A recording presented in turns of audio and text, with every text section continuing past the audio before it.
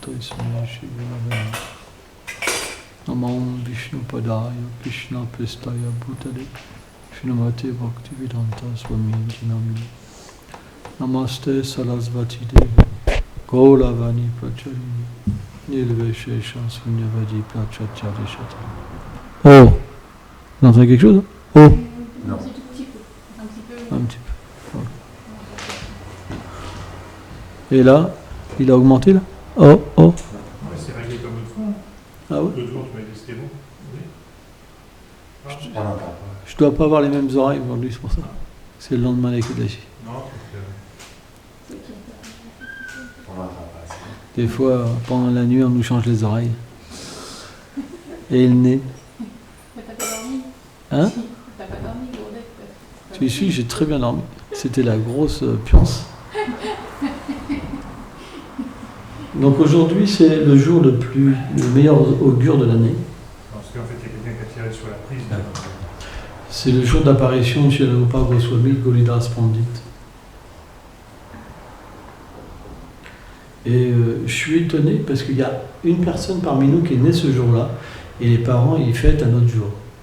Ils sont même pas conscients que c'est l'apparition le plus important. C'est vraiment spécial comme truc d'avoir des parents comme ça.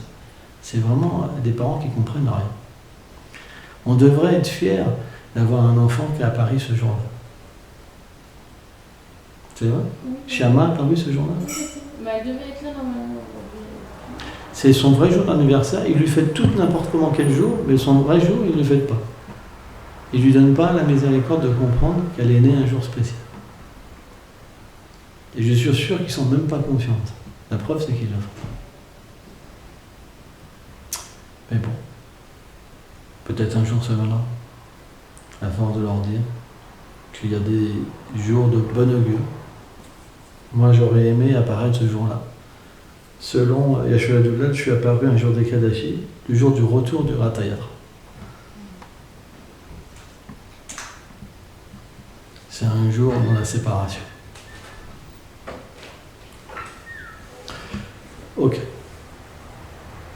Donc aujourd'hui, c'est le jour le plus fameux, parce que deux grands Vaishnavas sont apparus. Et ce n'est pas des Vaishnavas ordinaires, ils sont comme deux jumeaux en fait. Vishwanath Chaitanya Thakur explique que Subal et Rupa Manjari sont comme deux jumeaux. Ils apparaissent directement du cœur de Srimati Radha. Un sous une forme féminine, un sous une forme masculine. Et ils se ressemblent identiques. Et ils ont presque les mêmes traits similaires que Srimati Radha. Au point que parfois on sait un fameux divertissement, un jour où Radharani était directement sous l'emprise de Jatila, sous la surveillance de Jatila. Et Jatila, c'est une incarnation spéciale, mise en pouvoir pour mettre un trouble dans les divertissements du Seigneur. Et quand vous êtes... C'est disparition. Disparition, pardon. Autant pour moi. Disparition. Et donc, Jatila, elle a vraiment un pouvoir spécial pour mettre des embûches dans la rencontre entre Radha et Krishna. C'est son service spécial. Personne ne peut faire mieux qu'elle ce service. Et Jatila, elle a toute une troupe de dévots, en fait, qui sont experts des espions, vraiment hyper qualifiés, pour traquer Radharani. Et Radharani, elle doit, en fait, à travers d'autres espions, tromper les espions pour pouvoir se libérer et atteindre le rendez-vous avec Krishna. Et un jour, en fait, Radharani ne pouvait pas venir au lieu de rendez-vous, au Radhakuna midi. Et en fait, Radha et Krishna sont une même personne. Ils ne peuvent pas être séparés. Et quand ils ne sont pas ensemble, ils expérimentent des dévastations qui sont pour nous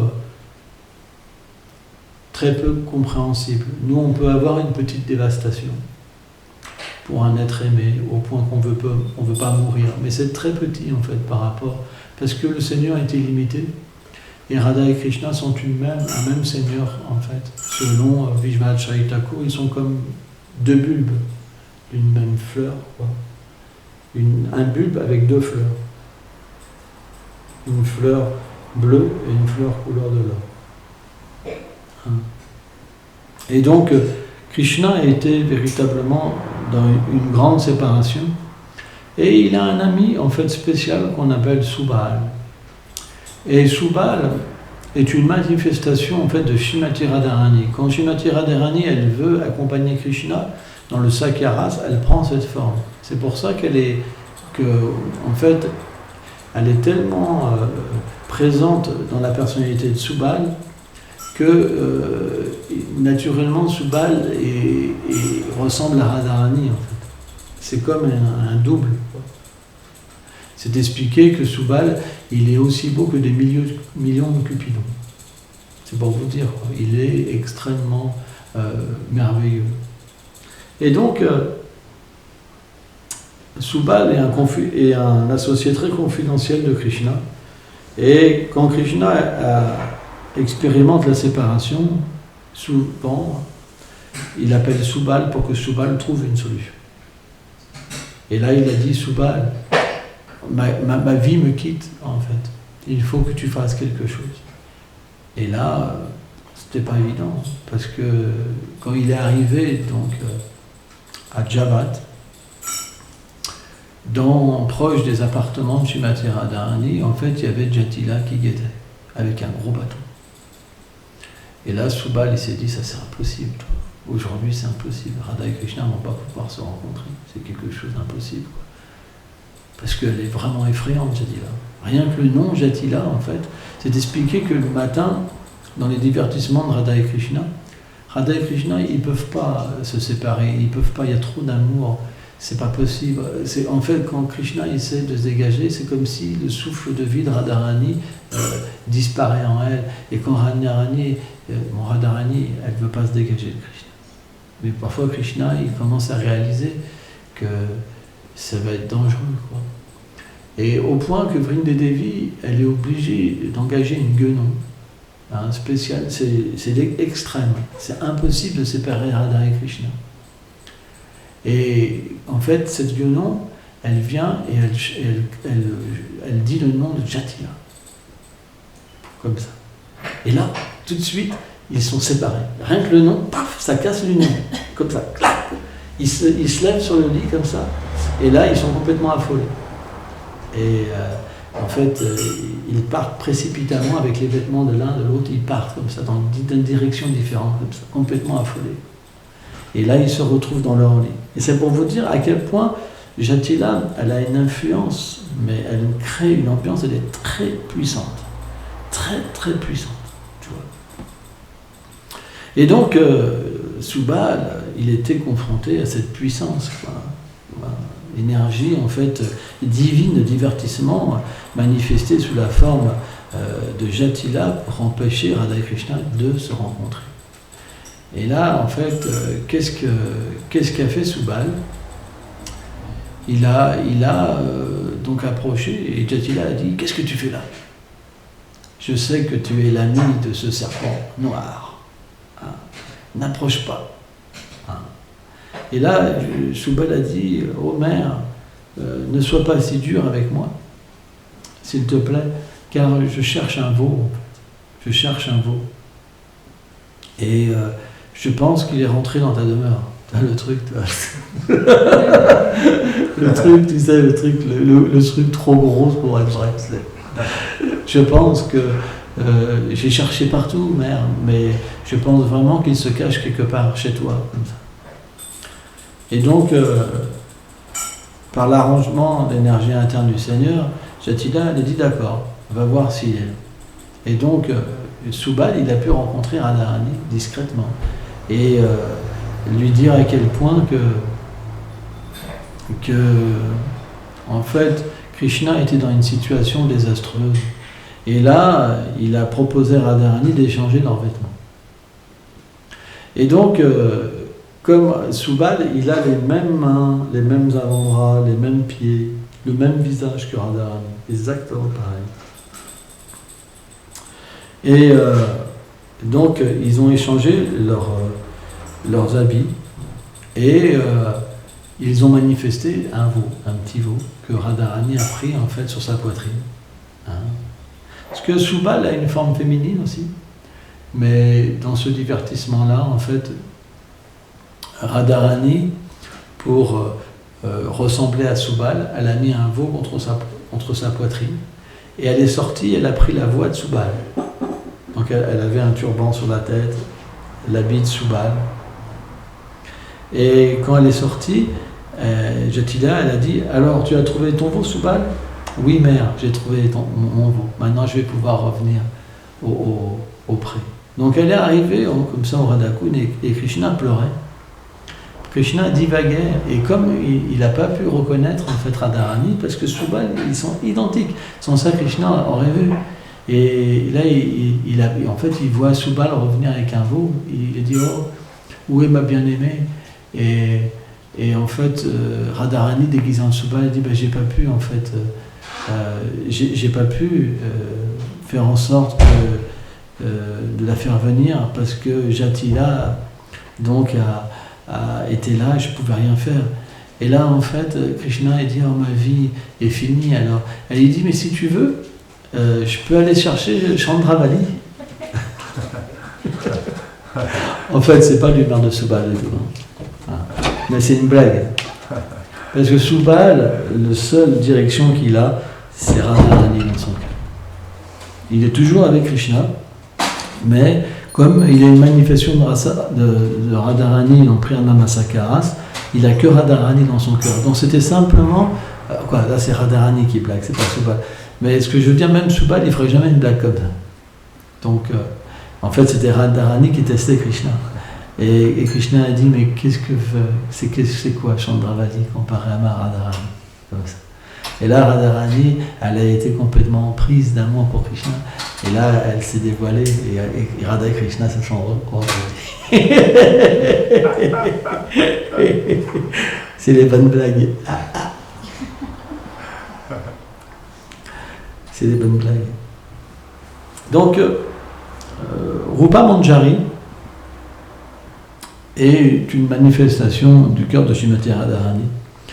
Et c'est expliqué pourquoi elle nous est si chère, parce que tout ce que Radharani ressent est tout de suite communiqué à Rupa Manjari.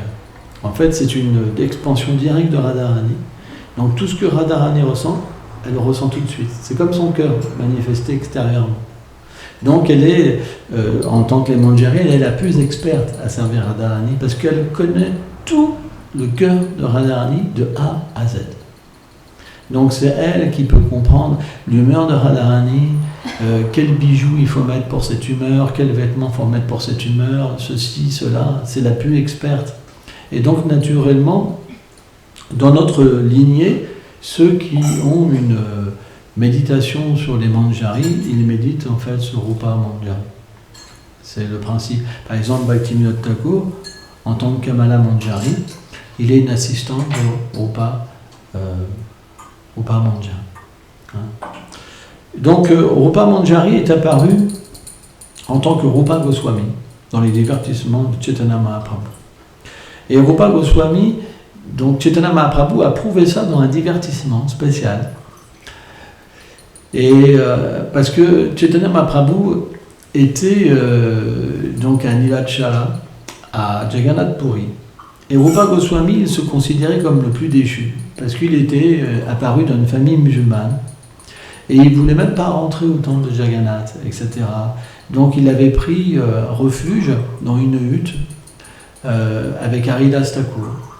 Et tous les jours, en fait, le Seigneur, il venait rendre visite à Haridas Thakur et à Rupa Goswami. Ça veut dire que le Seigneur lui-même, bien qu'il n'osait pas entrer dans ce temple à cause de leur naissance, le Seigneur lui-même, tellement il était élevé, il venait les rencontrer. Et le Seigneur, donc, quand il dansait devant Jagannath, c'était des danses tellement extatiques. Et le Seigneur avait une humeur particulière. il était dans un sentiment de séparation. Quand en fait Krishna avait quitté Vrindavan, quand Krishna avait été à Mathura, et Radharani en fait, elle se lamentait, hein, et elle se lamentait dans un état d'esprit où sa vie en fait se consumait, quoi, hein. Et à un moment, Rupa Goswami a écrit un verset en fait, et qui explique que Radharani, elle dit, bien que je t'ai rencontré. Donc à un moment, Radharani est venu en fait rencontrer Krishna avec les assistants de Vrindavan.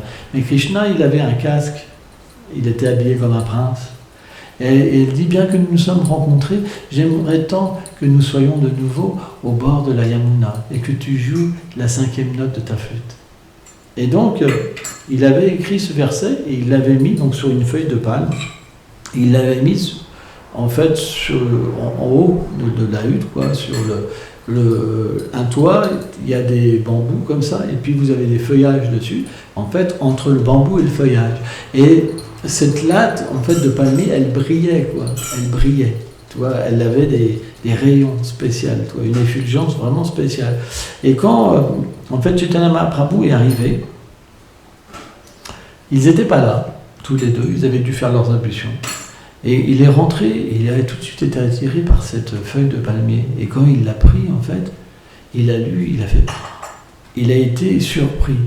Il a dit, comment c'est possible que Rupa Goswami connaisse mon cœur? Et il a posé cette question-là à Swarup Damodar. Et Swarup Damodar a dit, certainement, il a reçu ta miséricorde. Alors comment, sans avoir ta miséricorde, une personne pourrait-il connaître tes secrets? Et donc, tout le monde a accepté que Rupa Goswami était le plus qualifié, en fait, pour décrire les gloires du Seigneur suprême. C'est pour ça que Chaitanya Mahaprabhu désirait tout le temps écouter les écrits de Rupa Goswami, parce que personne d'autre ne pouvait lui donner autant de satisfaction. C'est pour vous dire que, en fait, dans notre lignée, on se considère des Rupanuga. Pour ceux qui sont dans la lignée, en fait, de Rupa Manjari, qui servent, en fait, dans le camp de Lalita Sakhi. Donc ça, c'est pour Rupa Goswami. Et donc, aujourd'hui, c'est le jour de la disparition de Gauridas Pandit, et Gauridas Pandit et Subal, qui vient, en fait, dans les divertissements de Chaitanya Mahaprabhu. Et il y a une fameuse histoire avec Subal, avec Gauridas Pandit. C'est un jour, Chaitanya Mahaprabhu et Nitai, ils sont venus à Ambika Karna, là où Gauridas Pandit avait pris, il habitait avec, il y avait un de ses frères qui était juste à côté de lui, qui avait 2 filles, hein, Janava et Vasudha et Janava, qui sont devenues les 2 épouses de Nityananda.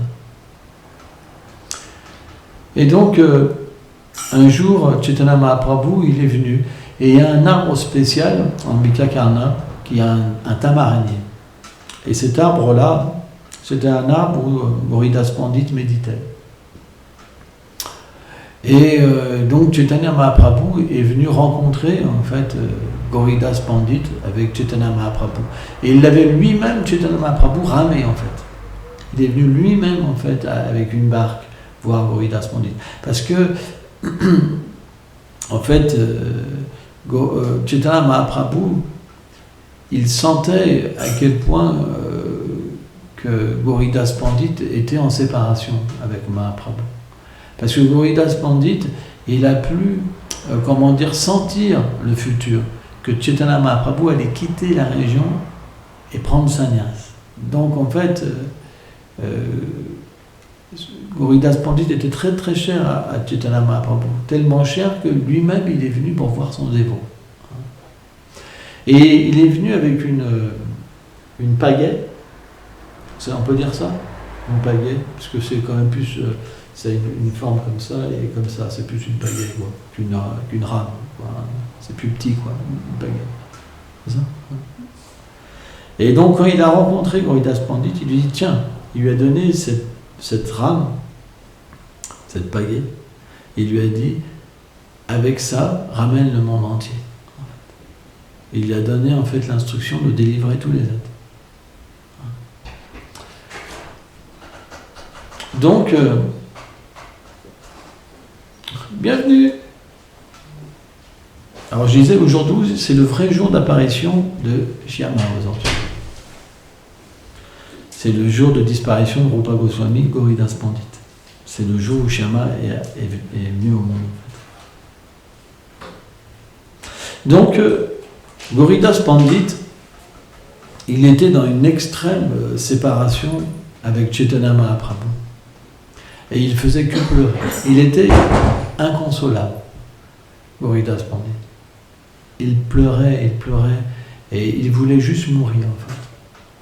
Et en fait, Chaitanya Mahaprabhu est venu avec Nityananda pour essayer de consoler Gauridas Pandit, mais plus ils essayaient de le consoler, plus Gauridas a augmenté sa séparation.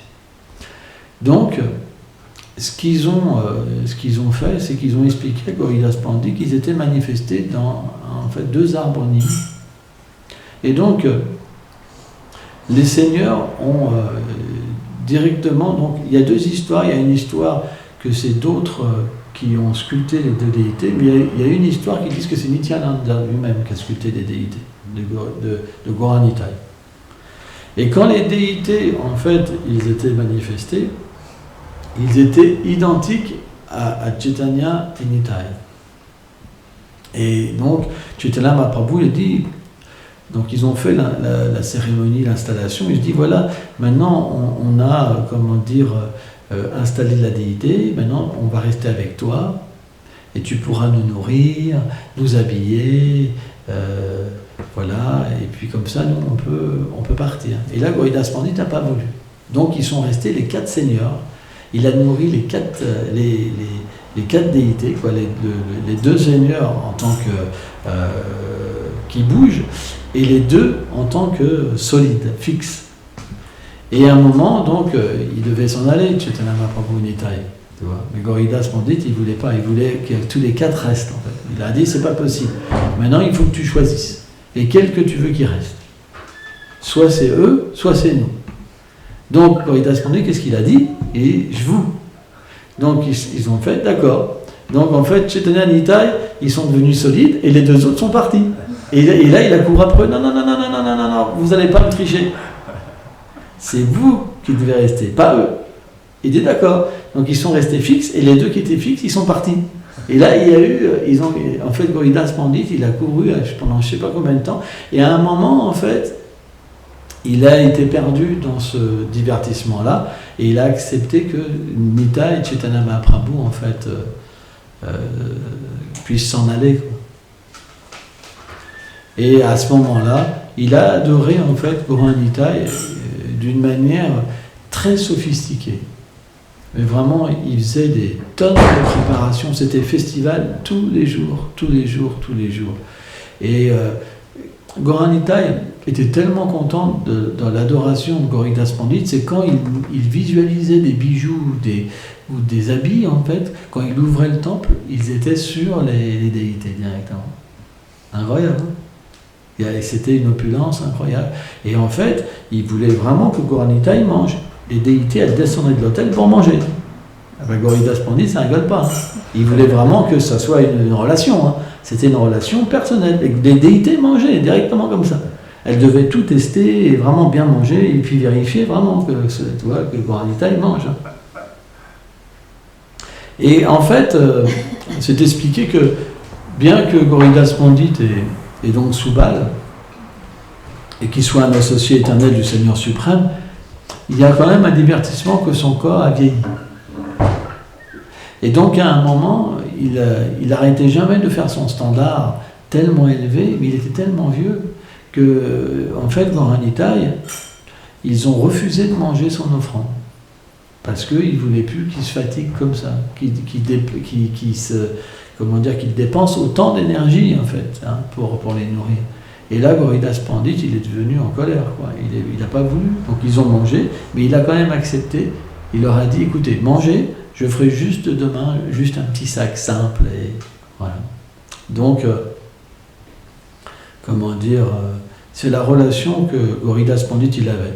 Et un jour, Gauridas Pandit, il avait beaucoup de disciples. Il a beaucoup prêché, il était très puissant. Et c'était quelques jours avant le festival de l'apparition de Chaitanya Mahaprabhu. Et Gauridas Pandit, il avait un disciple très fameux qui s'appelait Hridayananda. C'est le disciple le plus proche, Hridayananda. Il avait des disciples fameux. Et il lui a dit, écoute, je te confie la garde de l'adoration. Et c'est quelque chose que Gauridas Pandit n'avait pas forcément l'habitude de faire. Et donc il est parti en tournée voir certains dévots. Et donc Hridayananda, 2-3 jours avant, il s'est dit, ouais, Govinda n'est pas rentré. Il y a le festival organisé, c'est le test. Donc il faut que j'envoie des invitations, il faut que j'organise le festival, parce que s'il arrive, rien n'est fait. Et puis Gauridas Pandit, il se mettait très vite en colère. Extrêmement facilement en colère. Très efficace Gauridas Pandit. Et donc, il a pris le risque, il a envoyé des invitations à tous les plus grands dévots, les Mahanta, etc., les associés du Seigneur. Il a organisé le festival, tout ça. Et Gauridas Pandit est arrivé, je crois que c'est un jour avant le festival. Et là, il a vu qu'il y avait des arrangements qui étaient faits. Il lui a dit, quoi ? Tu fais des arrangements sans mes ordres ? Tu oses comme ça être indépendant de moi, comme ça ? Et il l'a châtié, il l'a presque rejeté. Donc Hridayananda, il avait peur, il était resté sous un arbre, tu vois. Et là, à un moment, il y a une grosse charrette qui arrive avec des denrées alimentaires pour le festival. Et là, le dévot, il dit à Hridayananda, donc voilà, je viens pour le festival et tout. Il lui dit, écoute, tu vas voir ça avec Gauridas Pandit. Moi, tu vois. Et donc Gauridas Pandit était vraiment en colère. Il était vraiment en colère. Et là, à un moment, donc, tous les Mahanta, ils viennent, tu vois, ils rencontrent Hridayananda, et ils commencent, comme ils étaient complètement en extase et ivres d'amour, quoi, dans le fait de faire le festival de Gurpurnima. En fait, ils étaient complètement ivres. Et donc, ils ont commencé à être intoxiqués, à chanter, à danser. Et ils ont commencé à faire un tel kirtan explosif, avec tellement d'amour, quoi, que les Gaura Nitai de Gauridas Pandit, ils sont sortis de l'hôtel pour danser avec tous les dévots. Et donc, Gauridas Pandit, quand il a ouvert l'hôtel, il a pu voir les déités. Il s'est dit, où elles sont ? Il a pris un bâton en colère, comme ça, parce qu'elles s'étaient sauvées de l'hôtel. Et donc il a entendu le kirtan, il a vu les déités en fait danser avec les dévots. Et là il est arrivé en colère. Et quand ils ont vu Gauridas Pandit en colère, ils ont eu peur, Gaura Nitai, ils sont rentrés dans le cœur de Hridayananda. Et ça s'est vu physiquement, comme ça. Et en fait, quand Gauridas Pandit, il a vu l'élévation de son propre disciple, quoi, que Gaura Nitai était venu dans leur cœur, en fait, toute sa colère est partie. Il a pris en fait son disciple sur les genoux, il l'a baigné de larmes, en fait. Et il a dit, à partir d'aujourd'hui, tu t'appelleras Hridaya Chaitanya, parce que Chaitanya est dans ton cœur. Donc c'est une histoire très fameuse, dans notre lignée très spéciale, qui nous fait voir que quand on adore les déités personnelles, en fait, il y a plein de choses qui se passent. Elles peuvent manger, elles peuvent bouger, elles peuvent faire, parce que c'est le Seigneur lui-même. Elles restent simplement immobiles parce que notre dévotion est immobile. Mais dès que notre dévotion est vivante, le Seigneur vit. C'est une question de dévotion. Quelle est la nature de notre dévotion ? Quand on vit, pourquoi on vit ? Est-ce qu'on a établi par exemple, on vit chez Nanda Maharaj et Mara Yashoda. On vit à Nandagram. Est-ce que Nanda Maharaj et Mara Yashoda sont notre roi Est-ce que la journée, on pense à cette relation? Est-ce que la journée, on va penser à Gopal, à Radha et Krishna? Quelle est la nature de notre conscience? Qu'est-ce qu'on fait pour eux? Donc, en fonction de notre vie, en fonction de notre relation avec les déités se manifestent ou pas. C'est pour ça qu'il y a des dévots, ils n'ont aucune relation avec les déités, et il y en a qui ont des relations avec les déités. Ça dépend de la nature de notre rapport, de notre dévotion. Quand on voit les dévots comme Gauridas Pandit, ils adorent la déité parce qu'ils voient directement leur Seigneur dedans. Donc c'est pour ça que quand ils cuisinent des choses merveilleuses, etc., etc. Mais quand on n'a pas de dévotion, on n'a pas envie de cuisiner. Donc on fait des trucs rapides, etc. Vous comprenez? Parce que sans ça, les dévots ne vont pas rester. Et c'est ça notre problème. C'est que le mal qu'on a, de ne pas vouloir faire plaisir au Seigneur, comme le Seigneur réciproque avec la dévotion de son dévot, si on n'a pas de dévotion, il n'y a rien qui se passe dans notre vie. Donc on rate finalement une chance unique, jour après jour. Et c'est ça qui est dommage. C'est que beaucoup de temples, en fait, il y a des déités, mais beaucoup de temples, il n'y a pas de gens qualifiés pour adorer la déité. Et on peut le sentir dans le prashad même. Il y a différents niveaux de prashadam. Quand, en fait, un dévot a vraiment de la dévotion et qu'il cuisine pour Radha et Krishna, alors quand vous mangez l'offrande, vous sentez quelque chose d'extrêmement puissant, au point que vous pouvez être complètement intoxiqué d'amour. Mais quand l'offrande est faite simplement comme un rituel, alors on ne ressent pas la même chose. Krishna ne mange pas de la même manière. En fait, l'expérience de la cuisine, c'est une expérience la plus confidentielle, parce que la cuisine, c'est le département de Srimati Radharani. C'est un espace où Krishna, il mange les sentiments de Radharani. Il rentre en contact avec les sentiments de Radharani. En fait, c'est tellement puissant quand Krishna rentre en contact avec la cuisine de Radharani qu'il devient tellement perturbé par des sentiments d'amour que ça apparaît comme s'il n'a pas faim, en fait. Mais en fait, il est complètement perturbé par le fait d'entrer en contact avec l'amour de Srimati Radharani. Et c'est pour ça que Mère Yashoda, elle fait tout un cinéma pour qu'il puisse manger, en fait. Elle lui donne même à manger à la main, quoi. Ou Madhu Manga lui dit, par exemple, il fait des blagues, il dit « Ma, t'inquiète, si tu me manges, si tu me donnes à manger, alors à travers moi, il pourra manger. T'inquiète pas. » Et là, elle lui dit, Meya lui dit, mais c'est pas du tout une bonne blague, ça, Manu. Hein? C'est pas du tout une bonne blague de dire des choses comme ça. Tu devrais avoir honte. Tu penses qu'à ton estomac, alors que je suis inquiète pour mon fils, quand même. Tu vois? Et là, il me regarde, oh, pardon, mais quand même, si je peux avoir un petit peu. Alors, tous rigolent, tu vois. Et tous rigolent, et puis Krishna, alors il cède, et puis il remange. Mais paf, tout de suite, les émotions reviennent, quoi. Parce que c'est trop fort, en fait. C'est directement, la nourriture, elle représente les sentiments de Radharani. Même les formes, en fait, des préparations avec les couleurs, sont des sentiments particuliers. Donc Krishna goûte les sentiments de Radharani divins. Donc, la cuisine, en fait, est quelque chose d'extraordinaire, parce que Radharani vient tous les jours cuisiner à Nandagaon. Et naturellement, c'est une tâche féminine de cuisiner. La preuve, c'est qu'on ne voit pas les sakas cuisiner. Hein? C'est les sakis qui cuisinent, tu vois, dans le monde transcendantal. C'est elles qui sont experts en cuisine. C'est un monde un petit peu différent, le monde matériel. Les chefs cuisiniers sont souvent des hommes. C'est vrai, hein, tout est inversé en fait. C'est nul. Hein? C'est nul. Mais en fait, dans le monde transcendantal, la chef, c'est Srimati Radharani. Alors bien sûr, elle a des assistantes aussi. C'est Saki, Rohini aussi, différentes dévotes aînées aussi cuisinent pour Krishna. Donc voilà, il faut vraiment apprendre à rentrer dans cette atmosphère de la dévotion personnelle, c'est très important. Et aujourd'hui, donc, on peut vraiment prier Rupa Goswami, Gauridas Pandit, qui sont des associés tellement intimes de venir en fait nous aider dans notre dévotion, parce que par nous-mêmes ce n'est pas possible d'atteindre le succès, c'est trop élevé.